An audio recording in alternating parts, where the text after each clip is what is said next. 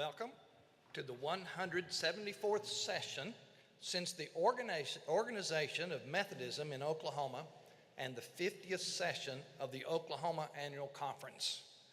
It is an incredible privilege to serve in this area and in this strategic conference. I want to thank you for such a great blessing and want to acknowledge all the people who have been planning and will be implementing this conference. The leadership team has done a superb job getting things ready, and please accept my gratitude and the gratitude of the entire annual conference.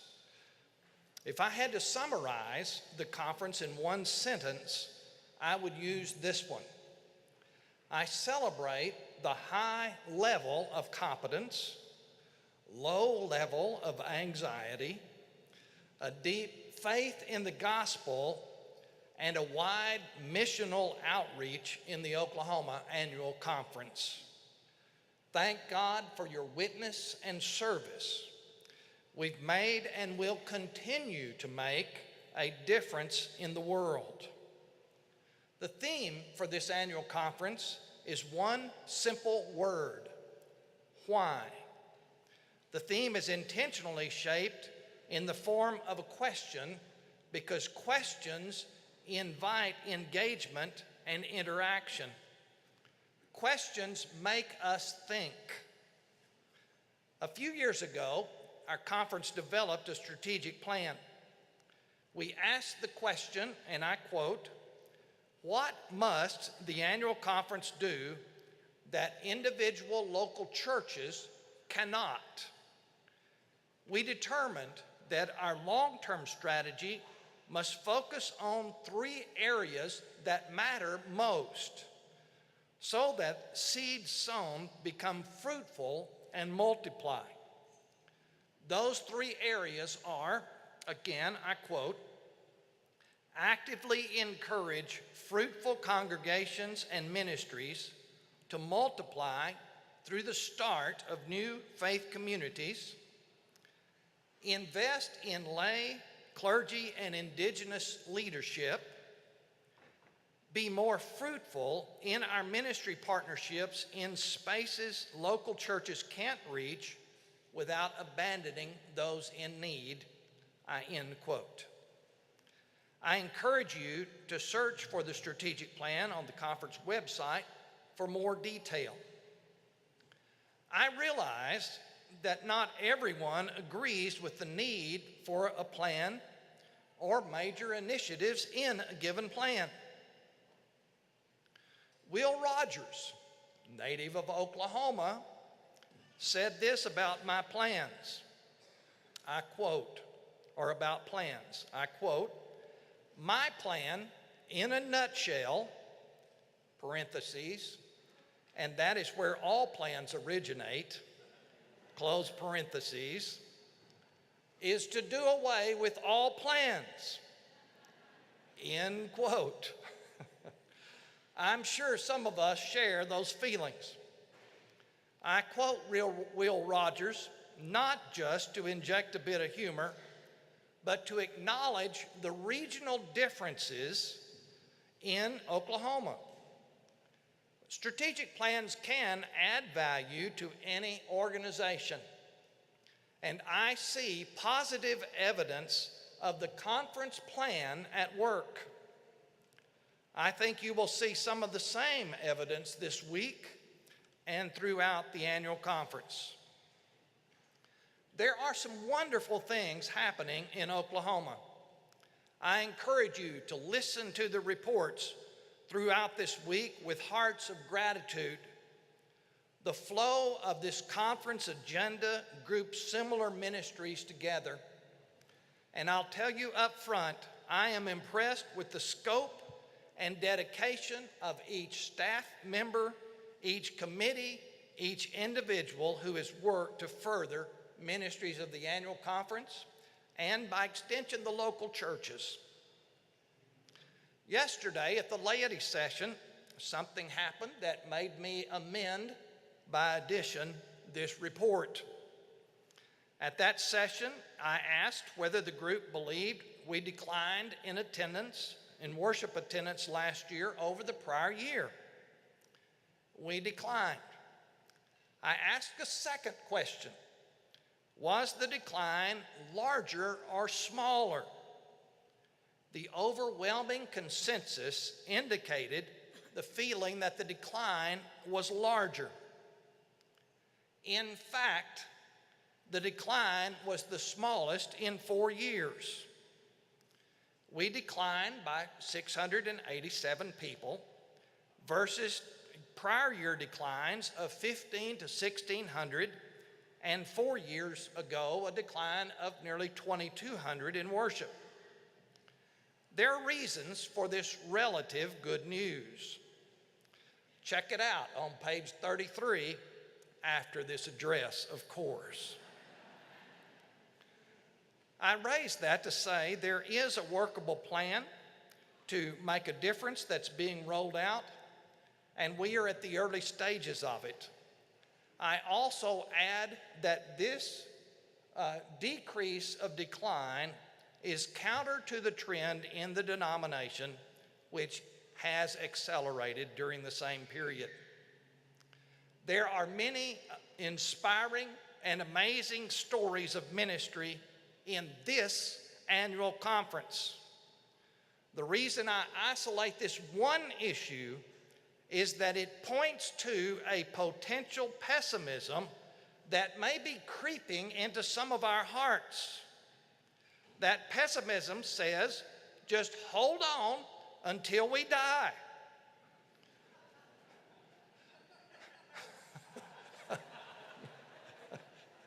May you hold a long time. That wasn't in my script, but you know, I guess if the shoe fits and it's still new, well, I deviate. I'd better not do that. I could keep y'all a long time, but I put everybody on a time clock this week, and I'd better honor it myself. Well, I want to say I am acutely aware of the challenges we face, but I will not give up hope. We will not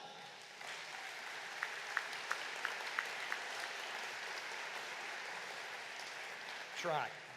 We will not come to conference every year expecting more and larger scale bad news. And don't you give up hope either. We're going to report what's truthful and what is accurate, but we will not give up hope. We celebrate our ministries, and we acknowledge with gratitude the fruit that has been produced from them. And this is an example that together we can accomplish more than we can accomplish alone. As I come to Oklahoma, I see the effects of a significant restructuring of the annual conference. The plans were developed and executed with insight and skill. Many of the reports you will be hearing are among the first fruits of a restructure.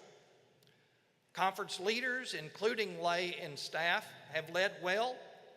District superintendents have led the conference well. The conference is strong because of the excellent quality of leadership we enjoy. A change of this magnitude creates significant shifts in the system.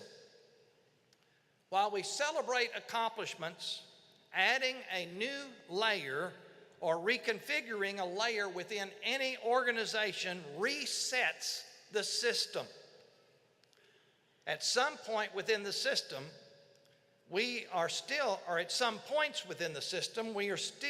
asking ourselves, what is the meaning of the changes we have adopted? Change brings stress. An appropriate level of stress is beneficial, but in all change, stress can produce injuries. Simply acknowledging the stress is the first step toward healing, adapting, and moving forward in a positive way. I want to share 4 observations that have caught my attention and require naming, lest they go unspoken and become counterproductive. My first observation is that we are still adjusting to the reduction of the number of districts in the conference. In districts that had little change, the transition has already been made. But for districts that moved centers, created new partnerships with people who were not previously well known, or are challenged to develop a new sense of identity, the adjustment is significant. District superintendents face significant challenges as well. Not only do expectations rise for superintendents, the amount of time available to spend with each chapter or each pastor and each church is compressed.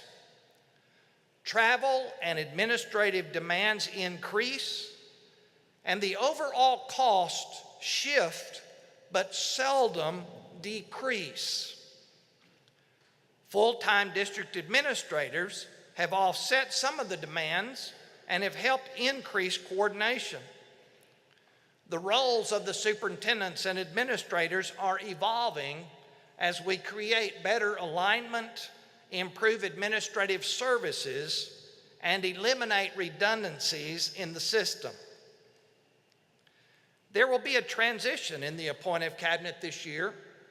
I wish to express my gratitude to Dan Pyle for his leadership in the Council Oak District and welcome our newest superintendent, Cindy Havlick, to her new role in the same district.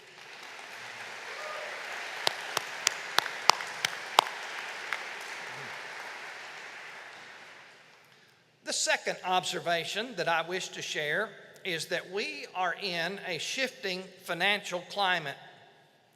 We are experiencing challenges in the conference and across the church.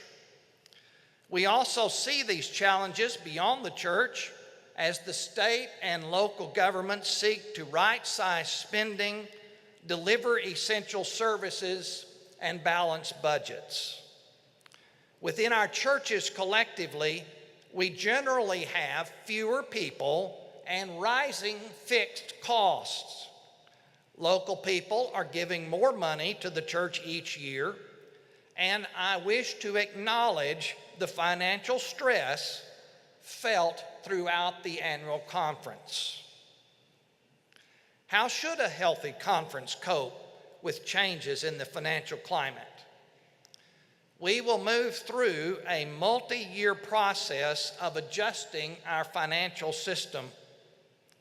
In a healthy organization like our conference, incremental change is preferred over sudden, drastic change.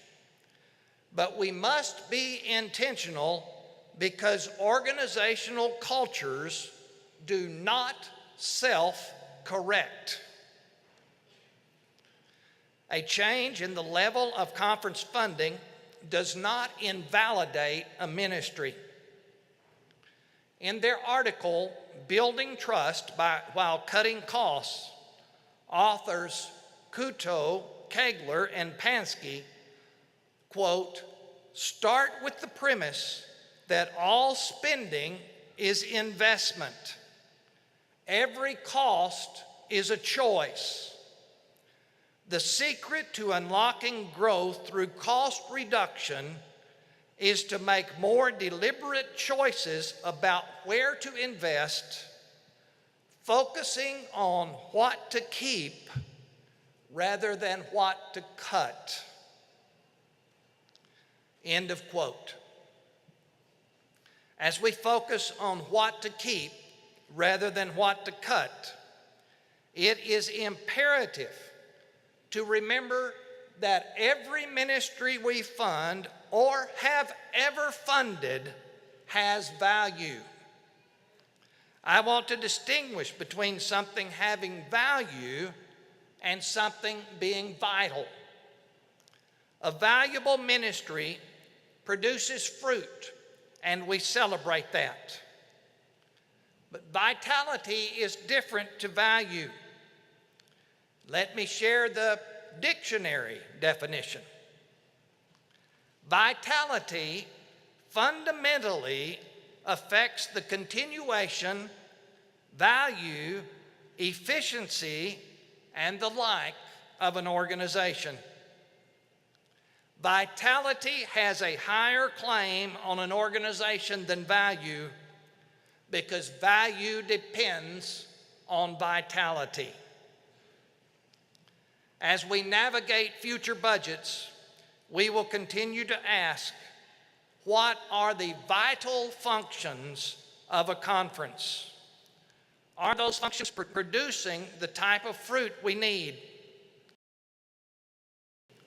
What levels of funding are appropriate to give us the best chance for maximum vitality and add value?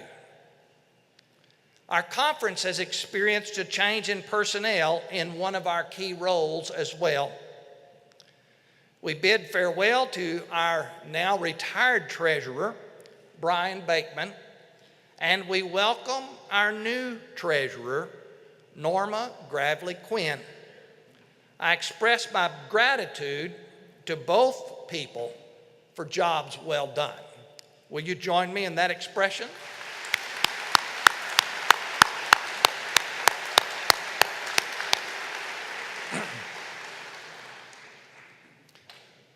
Third, we've had another significant change in the Oklahoma Conference. Bishop Hayes completed 12 years of distinguished and effective service as your bishop. We rejoice in the season of ministry you have had together. And now you have a new bishop. The challenges of transition can shake a conference to its core. I'm grateful to say that you've made my transition to Oklahoma as smooth as anyone could ask. And yeah, you go ahead. Blessings to you. I express my gratitude to you for the love, acceptance, openness, willingness, and your spirit. I'm incredibly blessed to have been assigned to the Oklahoma area. There are still tensions and stresses, really stressors in the system with this transition, as can be expected in any transition. I want to name a couple of them. With the change, our norms are suddenly reset. For example, the formal and informal practices that groups have lived by through an unspoken code are suddenly questioned without a word being spoken.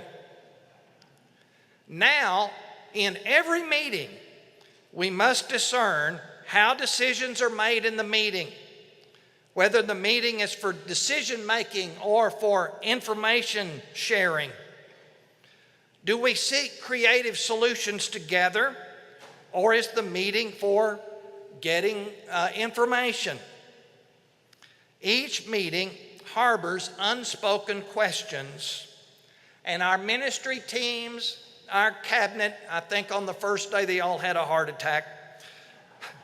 Our teams have demonstrated a high capacity to adapt to a different style, and I offer my gratitude and acknowledge the journey. One of the annual processes that raises anxiety each year is called the appointive season. What are the rules of engagement? How's it going to be done? Can I trust this new person? The same questions surface with new superintendents, new pastors, new churches.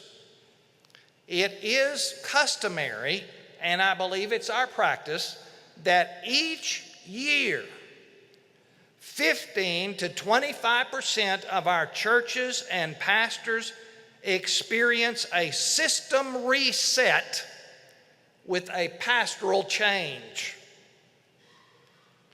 The effects of leadership change are greater when a long-tenured pastor moves. Many times, hopefully most of the time, but surely not all of the time, moves are healthy. Other times, moves feel excessive. One of the appointive tasks is to discern the difference. Let me share how I approach the appointive task. It is a year-long task that's broken into seasons, and it starts Friday for next year. During the fall, superintendents conduct charge conferences and gather feedback for consultation. Personalized consultations are conducted with pastors and churches.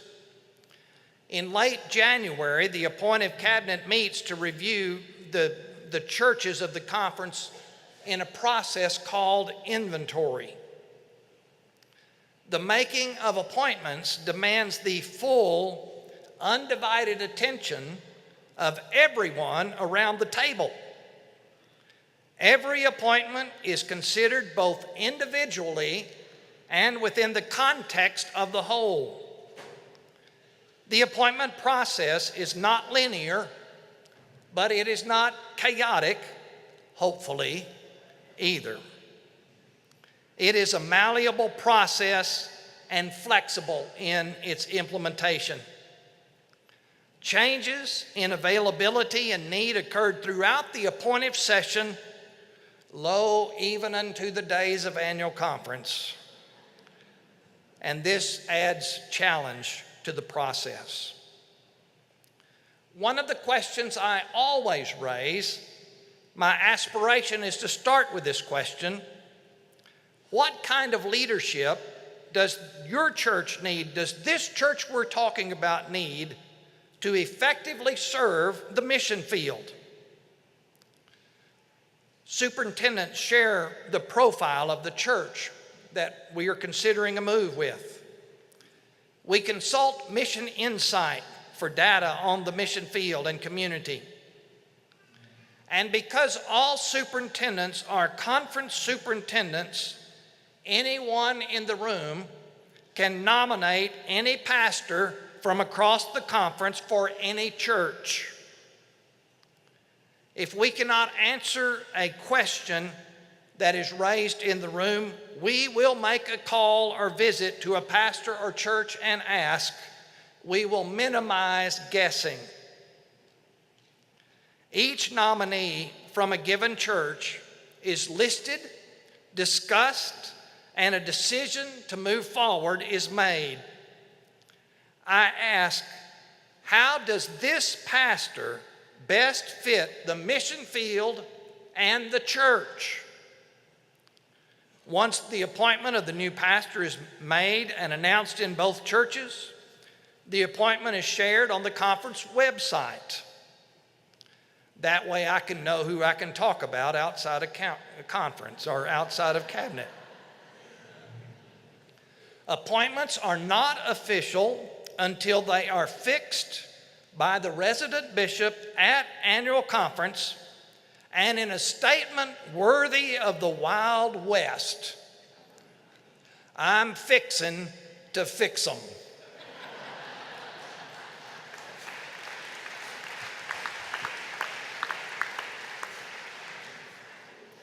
I wish to express my humble, heartfelt gratitude to pastors and churches. Thank you for serving one another and for serving the mission field. In my review of the annual conference strategic plan, I note the absence of an appointment strategy. It fits naturally in the second of our priorities: invest in lay, clergy, and indigenous leadership. For the sake of transparency, I hope to collaborate to develop a strategic statement. The final observation I offer is at the level of the general church. The denomination's Judicial Council released its April 2017 decisions, which address ongoing conflicts throughout the United Methodist Church with regard to human sexuality. While views differ on the issue of human sexuality within the conference, we've always displayed patience and understanding of church processes. Thank you for that. The Council on Bishops has called a special session of the General Conference to be held February 2019 in St. Louis, Missouri. Its purpose will be, quote, limited to receiving and acting on a report from the Council on Bishops based on the recommendations of the Commission on a Way Forward, end quote.